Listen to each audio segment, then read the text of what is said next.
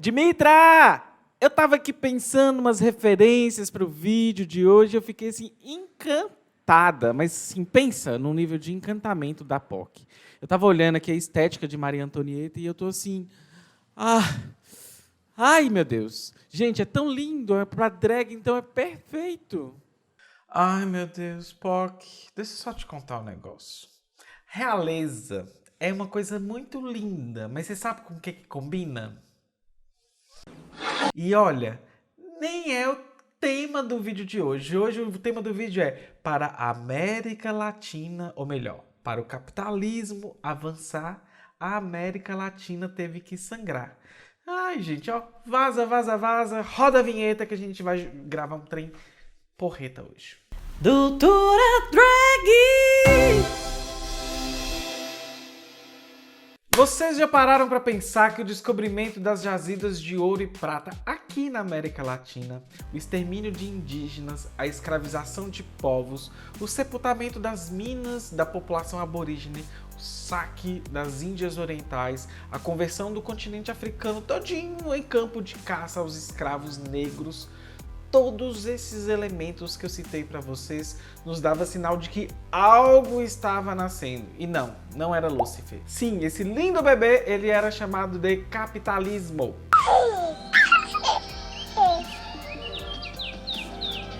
Marx vai chamar isso de acumulação originária. Hoje, inclusive, a indicação de livro para vocês vai ser do Galeano com As Veias Abertas da América Latina. Só para vocês entenderem, Garnier, ele é um economista francês. Na época ele disse que a nossa maior herança colonial, que vai explicar nosso atraso, é a falta de capitais. Mas vejam só o erro dessa fala. Se a gente parar para pensar, os dados históricos demonstram que nós produzimos uma enorme riqueza no passado. Só que as nossas riquezas elas foram se acumulando na mão de poucos e no sistema colonialista nosso, ele era um sistema que era chamado de domínio. Esse processo predatório, ele usou e abusou da grande mão de obra gratuita e escrava. Aliado a isso, tínhamos a demanda dos europeus por produtos americanos, latino-americanos, e isso foi fazendo com que os capitais fossem acumulados. Mas bem, os capitais foram sendo acumulados, mas na mão de poucos. E pior ainda,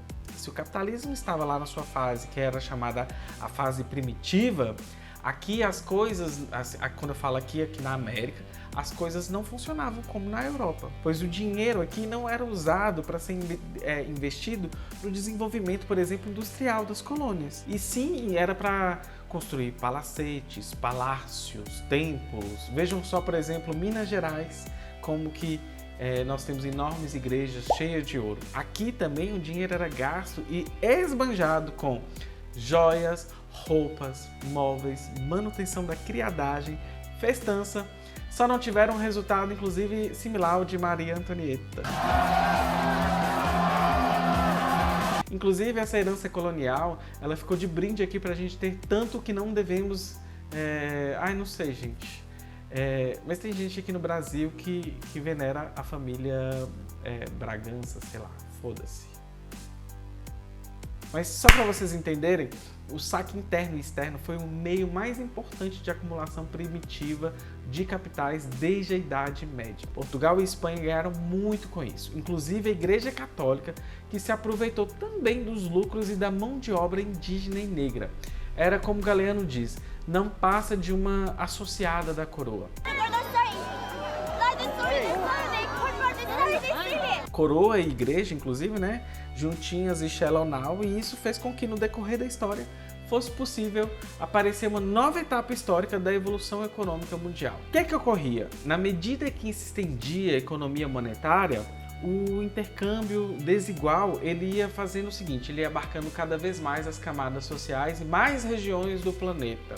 E isso tudo fez com que tivesse assim, um ambiente favorável aos investimentos na Europa, criou-se um estímulo empresarial, para não dizer genocida, e com isso foi criado e também isso financiou diretamente as manufaturas para a gente chegar, inclusive, no que é chamado de Revolução Industrial.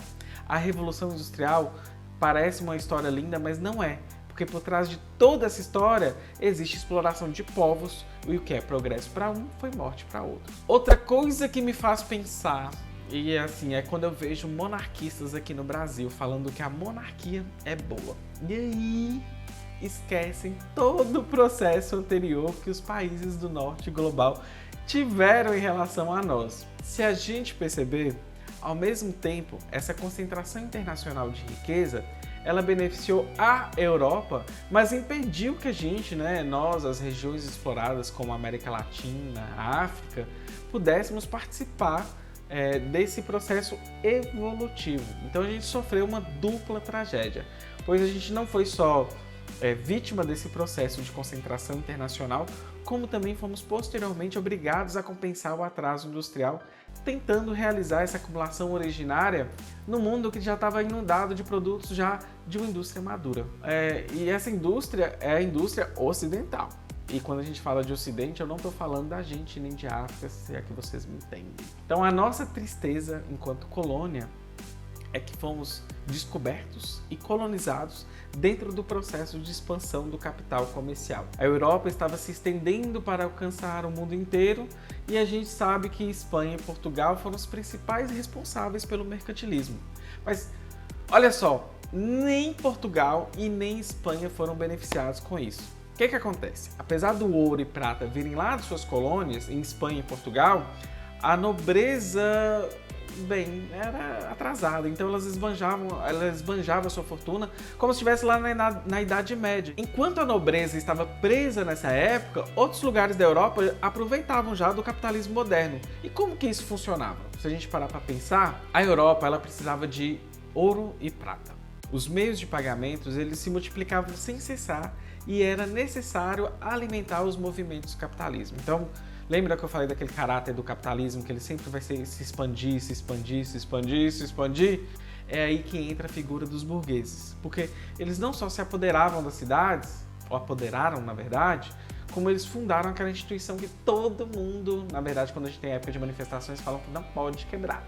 E bem, eu estou falando dos bancos. Acabou que os burgueses vendiam as mercadorias e fundavam os bancos, conquistavam novos mercados, e já a economia ali colonial, toda focada no ouro, na prata, no açúcar também, ficou mais focada em ser uma sociedade abastecedora do que consumidora.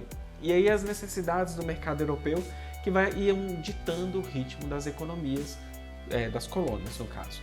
Então, só para vocês entenderem, as colônias exportavam 4 vezes mais em termos de produtos, em termos financeiros de produtos, do que importavam, mas elas importavam ouro e prata. Então, ao longo desse processo, dessa etapa de fornecer materiais, até a época da etapa de fornecer alimentos, cada região ali das colônias foi se identificando com o que produzia e com o que a Europa esperava dela. Com isso, surgiu a divisão internacional do trabalho, junto com o capitalismo.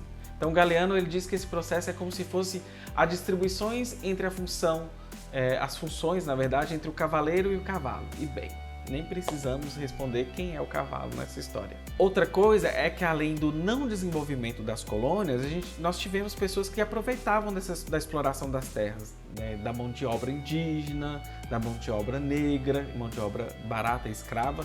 E bem, estamos falando da Santa Igreja Católica, que todo mundo gosta de pagar pau quando o Papa fala algo legal. É complicado, mas é essa a nossa história. Então, para a América, ou para o capitalismo avançar, a América Latina teve que sangrar. Se você gostou desse vídeo, apoie o nosso canal. Nós somos um spin-off do podcast HQ da Vida. E se você quiser apoiar o nosso projeto, é padrim.com.br/HQ da Vida ou apoia.se/HQ da Vida. É isso, um beijo e tchau, tchau.